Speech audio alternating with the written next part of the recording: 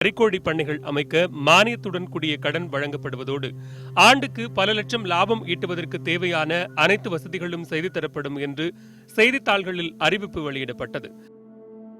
அதன் அடிப்படையில் மாவட்டம் முழுவதும் ஏராளமான விவசாயிகள் கறிக்கோழி பண்ணை அமைக்க கால்நடை பராமரிப்புத்துறை மூலமாக வங்கிகளை அணுகி கடன் பெற்று பண்ணை அமைத்தனர்.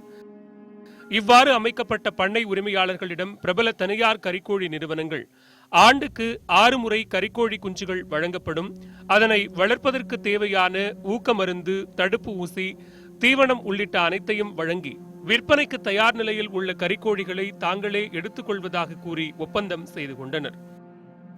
ஓராண்டு மட்டும் சரியாக செயல்பட்டு வந்த பண்ணை நிறுவனங்கள் நாளடைவில் கறிக்கோழி வளர்ப்பு விவசாயிகளிடம் செய்து கொண்ட ஒப்பந்தத்தை மீறின.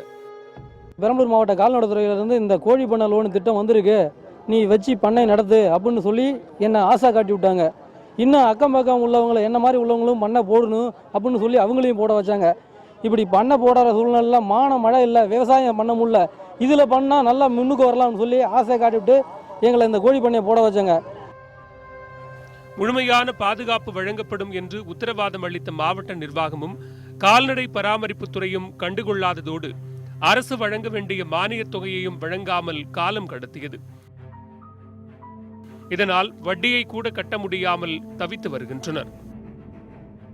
இவங்க என்னால் வட்டியும் கட்ட முடியல, அசலையும் கட்ட முடியல. அப்படி உள்ள காலகட்ட சூழ்நிலை பேங்க்ல இருந்து இப்போ ஒரு சமயத்தில் ஒரு 25 நாளைக்கு முன்னாடி நீ பணம் 1 லட்ச ரூபா பணத்தை கொண்டு வந்து கட்டினா போச்சு, அப்படி இல்லைன்னா உன் பண்ணை இழுத்து சிகில் வச்சு அந்த பண்ணைக்கு ஒரு காவலாளி போடுவேன், அந்த காவலாளிக்கு நீ தான் சம்பளம் கொடுக்கணும் அப்படின்னு சொல்லி மிரட்டினாங்க. இவர்களிடம் கடன் கொடுத்த வங்கிகள் மற்றும் தனியார் நிறுவனங்கள் கடனை கேட்டு நெருக்கடி கொடுக்க ஆரம்பித்தது மட்டுமின்றி பல்வேறு விதங்களிலும் மிரட்டல் விடுத்து வருகின்றனர். இவ்வாறு வங்கி விடுத்த மிரட்டலால் பெரம்பலூர் மாவட்டம் பூலாம்பாடியைச் சேர்ந்த செல்வராஜன் என்பவர் மாரடைப்பால் மரணமடைந்தார். மேனேஜரும் ஒரு 2-3 நாள் டார்ச்சர் பண்ணாருங்க. நகையெல்லாம் நிறையா வச்சுட்டோமா, அது கட்டி ஆகணும்னு ஒரே டார்ச்சர் பண்ணிட்டு இருந்தாரு. திருப்பி எதுக்கு நோட்டீஸ் ஒரு 2 வந்துச்சு, உடனே கட்டணும்னு வந்துச்சோ, அது என்னன்னா எங்கள் பையனை கேட்டால் தான் தெரியும். அப்படியே மனசுக்குள்ளேயே வச்சு அவர் ஒடிஞ்சு போயிட்டார். அரசை நம்பி காலம் காலமாக செய்து வந்த தொழிலையும் விவசாயத்தையும் விட்டுவிட்டு இந்த கோழி பண்ணை அமைத்த பலரது குடும்பங்களும் நடுத்தெருவிற்கு வந்துவிட்டது என்று வேதனையுடன் தெரிவிக்கின்றனர் கறிக்கோழி வளர்ப்பு விவசாயிகள். தமிழக அரசு உடனடியாக இந்த விஷயத்தில் தலையிட்டு விவசாயிகளை காப்பாற்ற வேண்டும் என்றும் கோரிக்கை வைக்கின்றனர்.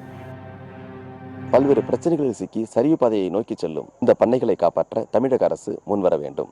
பெரம்பலூரிலிருந்து ஆர். ராஜவேல், நியூஸ் 18 தமிழ்நாடு.